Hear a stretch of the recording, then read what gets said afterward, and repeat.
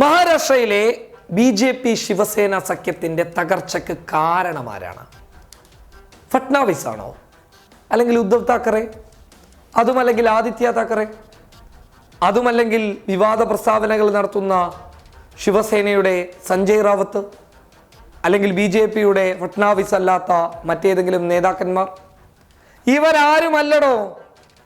ബി.ജെ.പിയുടെ നേതാക്കളും പ്രവർത്തകരും RSSന്റെ നേതാക്കളും ഒക്കെ ഒറ്റ സ്വരത്തിൽ വിളിച്ചു പറയുന്ന അവരുടെ രാഷ്ട്രീയ ചാണക്യൻ അമിത്ഷയ്ക്ക് പറ്റിയ ഒരു തെറ്റാണ്. അമിത്ഷയുടെ തന്ത്രം 8 നിലയിൽ പൊട്ടിയതാണ് മഹാരാഷ്ട്രയിലെ ബി.ജെ.പി. ശിവസേന സഖ്യം തകരാനുള്ള ഏക കാരണം. നിങ്ങൾ മറ്റാരിലേക്കും പോകേണ്ട, വ്യക്തമായ കാര്യങ്ങൾ ഞങ്ങൾ പറഞ്ഞു തരാം.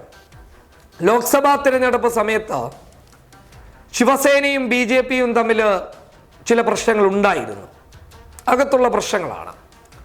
അത് പരിഹരിക്കാൻ രാഷ്ട്രീയ ചാണക്യൻ മഹാരാഷ്ട്രയിലെത്തി. ശിവസേനയെയും ബി.ജെ.പിയെയും ഒന്നിപ്പിച്ചു. ആ സമയത്ത് ഉദ്ധവ് താക്കറെക്ക് അമിത്ഷാ ഒരു വാഗ്ദാനം നൽകിയിരുന്നു. ആ വാഗ്ദാനമാണ് വരുന്ന നിയമസഭാ തിരഞ്ഞെടുപ്പിൽ മുഖ്യമന്ത്രി സ്ഥാനം ശിവസേനക്കായിരിക്കുമെന്ന്. ഉദ്ധവ് താക്കറെയാണ് ഈ കാര്യം ആവശ്യപ്പെടുന്നത്. അദ്ദേഹത്തോട് തരാമെന്ന ഉറപ്പ് അമിത്ഷാ നൽകുകയും ചെയ്തു. അങ്ങനെ ലോക്സഭാ തിരഞ്ഞെടുപ്പിൽ ഇരുവരും സഖ്യത്തിൽ ഏർപ്പെട്ടു. നല്ല വിജയം തന്നെ ഇരുവരും കൊയ്തെടുത്തു. അത് കഴിഞ്ഞ് നിയമസഭാ തിരഞ്ഞെടുപ്പ് വരികയാണ്. ഫട്നാവിസിനാണെങ്കിൽ മുഖ്യമന്ത്രി സ്ഥാനം ഒഴിഞ്ഞു കൊടുക്കാനും പറ്റുന്നില്ല. അതിൻ്റെ ഒരു രസം പിടിച്ചിരിക്കുകയാണ്.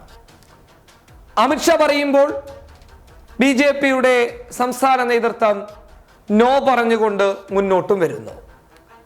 അമിത്ഷാ ഉറപ്പ് നൽകിയിട്ടുണ്ടല്ലോ, അതുകൊണ്ട് ഞങ്ങൾക്ക് ഇപ്രാവശ്യം മുഖ്യമന്ത്രി സ്ഥാനം തന്നേ തീരൂ എന്ന് ശിവസേന വാശി പിടിക്കാനും തുടങ്ങി. ശിവസേന വക്താവായിട്ടുള്ള സഞ്ജയ് റാവത്ത് രണ്ടും കൽപ്പിച്ച് രംഗത്തും വന്നു. ശക്തമായ എതിർപ്പ് തുടങ്ങി. അമിത്ഷാ നൽകിയ വാഗ്ദാനം അല്ലെങ്കിൽ അമിത്ഷായുടെ തന്ത്രം 8 നിലയിൽ പൊട്ടുകയും ചെയ്തു. പക്ഷേ അമിത്ഷാ ഈ കളിയിൽ ഞാനില്ലേ എന്ന ഭാവത്തോടുകൂടി പിന്നോട്ട് വലിയുന്ന ഒരു സാഹചര്യവും കാണാൻ വേണ്ടി സാധിച്ചു. അമിത്ഷാ ബി.ജെ.പിയുടെയും ശിവസേനയുടെയും നിലവിലെ പ്രശ്നം പരിഹരിക്കാൻ എപ്പോഴെങ്കിലും മുന്നോട്ട് വന്നിട്ടുണ്ടോ? അല്ലെങ്കിൽ എന്തെങ്കിലും ഒരു പ്രശ്നമുണ്ടാകുമ്പോൾ ഓടിക്കേറി വരുന്ന ആൾ എന്തുകൊണ്ടാണ് ഇപ്രാവശ്യം മുന്നോട്ട് വരാത്തത്? അതിൻ്റെ കാരണം അമിത്ഷാ പച്ചക്ക് ശിവസേനയോട് പറഞ്ഞിരുന്നു, നിയമസഭാ തിരഞ്ഞെടുപ്പിൽ വിജയിച്ചു കഴിഞ്ഞാൽ നിങ്ങൾക്കാണ് മുഖ്യമന്ത്രി സ്ഥാനമെന്ന്. അപ്പോൾ പൊട്ടിപ്പൊളിയുന്നത് ഈ ചാണക്യന്റെ തന്ത്രങ്ങളാണ്. ഈ ചാണക്യന്റെ മറ്റു ചില തന്ത്രങ്ങളും പൊളിഞ്ഞിട്ടുണ്ട്. പൗരത്വ ബില്ലിലൂടെ അമിത്ഷാ എന്താണ് ലക്ഷ്യം വെച്ചത്? മറ്റുള്ള രാഷ്ട്രങ്ങളിൽ നിന്ന് ഒരുപാട് മുസ്ലിങ്ങൾ നമ്മുടെ രാജ്യത്തേക്ക് കടന്നു വന്നിട്ടുണ്ട് എന്നതായിരുന്നു ബി.ജെ.പിയുടെ വാദം. പക്ഷെ പൗരത്വ പട്ടികക്ക് പുറത്തു പോയവരുടെ കണക്ക് നോക്കുമ്പോൾ മുസ്ലിങ്ങളുടെ എണ്ണം കുറവാണ്.